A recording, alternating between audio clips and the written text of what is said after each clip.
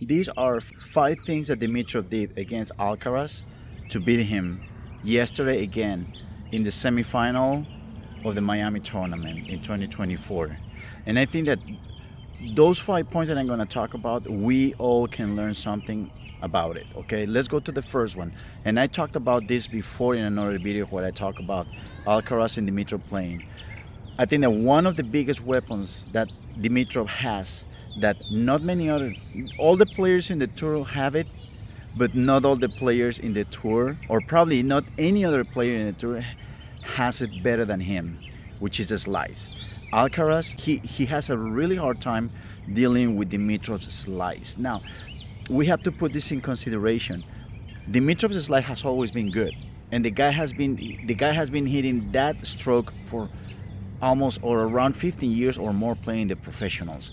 So one of the things that I have already mentioned before about the slice is that it doesn't matter who you're playing, whether it's a one-handed backhand or two-handed backhand player. The slice is always going to be if you have a good slice, that's what I'm talking about. It's going to be a really good weapon, specifically against a two-handed backhand. And I'm talking about the slice of Dimitrov, and I'm saying that it's special because we see many players, all the players know how to hit the slice.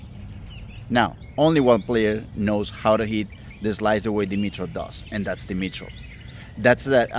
He has something that is, I can definitely consider an advantage. He has a one-handed backhand. When you have a one-handed backhand, your slice and your volleys are usually going to be better.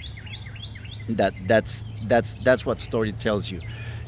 So one of the things that you want to really dedicate time and practice, if you're having trouble playing, especially when you're playing guys that are really tall, is you want to create a good slice. Not the kind of slice that just floats and stays there. No, you want to be able to create a slice that is a little bit more aggressive.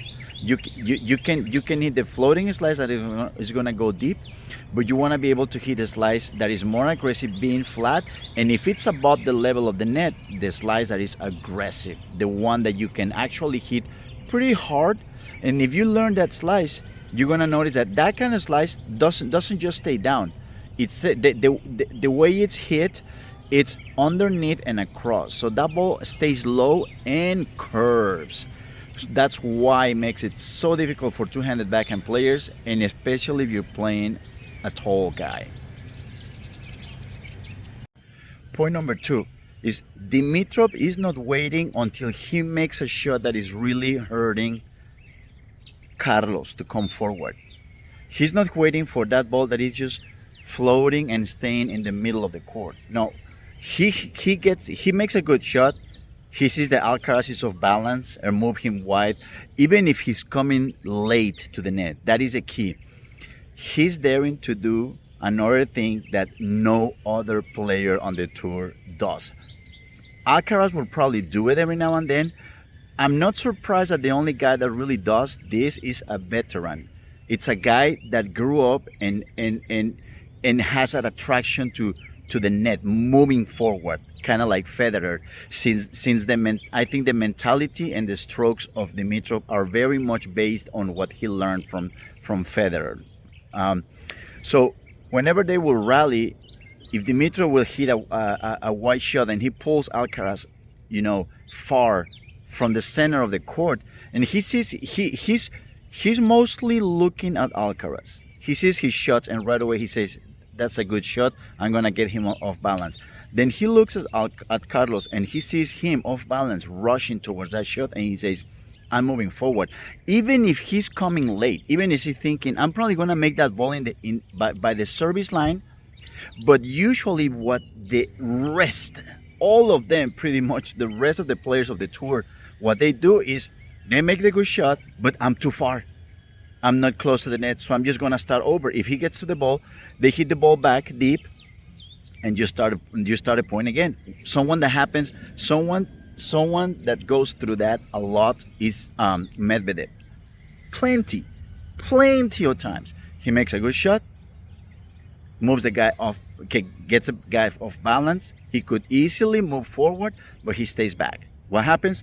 you gotta start the point all over again. So you gotta win the point probably 2 or 3 times before you actually win the point. So that's one thing that Dimitrov was doing. He was not really waiting until say, okay, I clearly have the guy in trouble of balance and struggling to get to that shot. As soon as he sees that the guy is rushing and he says, okay, he's gonna struggle recovering and moving to the next shot, especially if I move forward. So he doesn't mind moving late to the net.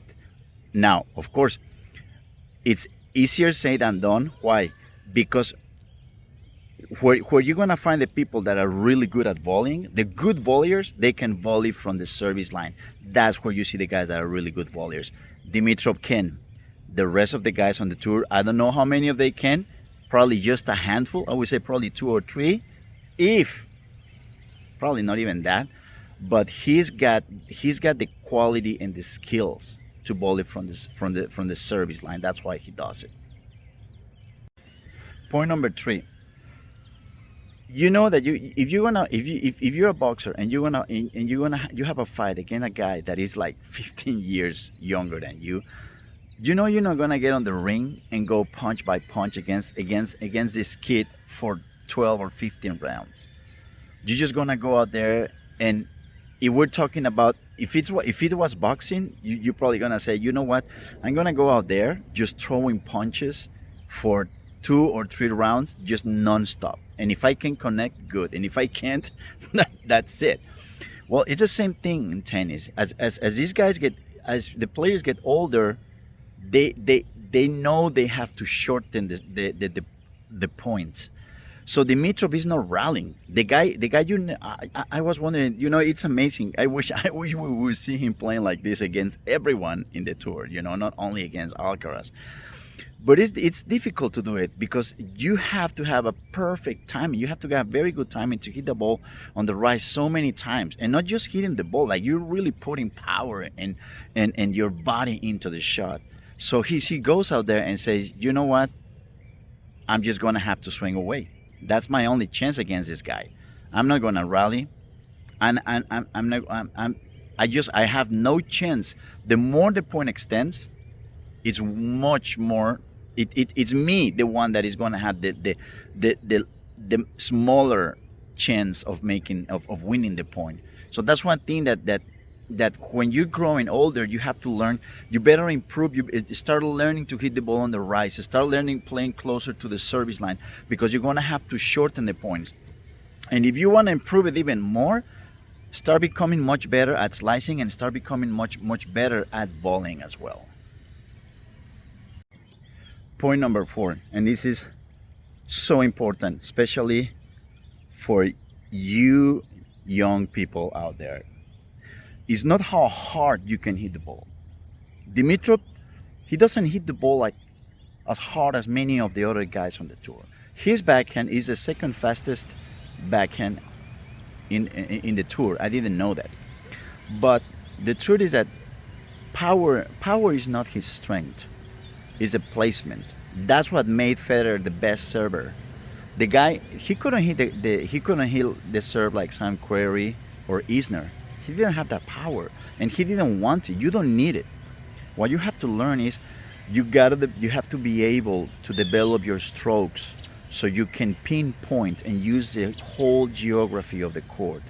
Using all of it, using the whole court. For your different shots, you can hit the deep one, you can hit the angle one, you can hit the heavy topspin that goes deep. Then all of a sudden you can chip and go for the drop shot, or you can slide the ball and go wide. I mean, it's just using the whole geography of the court that is really gonna help you. Power, when you hit with power, most of your shots are gonna bounce around the same area. And you're gonna and your opponents, they're gonna get to the point where they're gonna be able to read your game. And they're gonna get accustomed. They're gonna get used to your speed. That's why they start returning better. They just, as well as they start adjusting to your speed of your serve, they're gonna start returning it. As well as they know your patterns on the forehand or backhand, they're gonna get there because they're gonna learn to anticipate it. So you want to keep the guy guessing what you're going to do, whether you're going to go for power, whether you're going to go for touch, whether you're going to go for topspin, for a slice. I mean, you can just, the variety of things that you can do is just endless. And the thing is, learn to pinpoint, learn to say, I want to go here and there, and use the entire geography of the court. The last point, and it has to do a lot with what I just talked about, using the whole geography of the court, is learn to carve, learn to caress, learn to manipulate the ball. Meaning, it's not all firepower, it's not boom, boom, boom, boom. No, you gotta learn to move that ball around. Why? When you learn how to do all that, that's where you have endless possibilities of where to play. And your game you start becoming much more creative with your game because you have more options. This perfectly reflects why Sinner lost to Alcaraz last match in Indian Wells. Because Sinner, he went out there like Sharapova mindset. Just one game plan, and that game plan is all guns blazing. The guy, it was easy for Alcaraz to anticipate what he was going to do. Why? Because there was no variation. There was nothing different in the game. He was just swinging away. And when Sinner found out that he was not hurting Alcaraz, he didn't know what to do. I'm still surprised that his team didn't think about it. They didn't talk about it. I don't know if they did, and he just couldn't execute a different plan. But that's one thing that you have to learn. You go out there with the same game every time, and people are gonna get to know your partners, and they're gonna know how to hurt you. If you think that learning to hit the ball super hard every time you make contact with it, and that you think that you're gonna get away with that, you're far from reality. You have to learn how to move the ball around, how to caress the ball, how to manipulate it. You gotta have that for the variety. You gotta have that to keep the other guy guessing. Again, if you don't think this is true, just go back and watch a few games of the last match of Alcaraz and Sinner. Sinner was completely destroyed. He got to the point where he didn't know what to do. Why? Because there was nothing new in his game. It was easy to know what he was trying to do, and Alcaraz, of course, took advantage of it. Okay, I hope it helps, guys, and I'll see you next time. Thank you.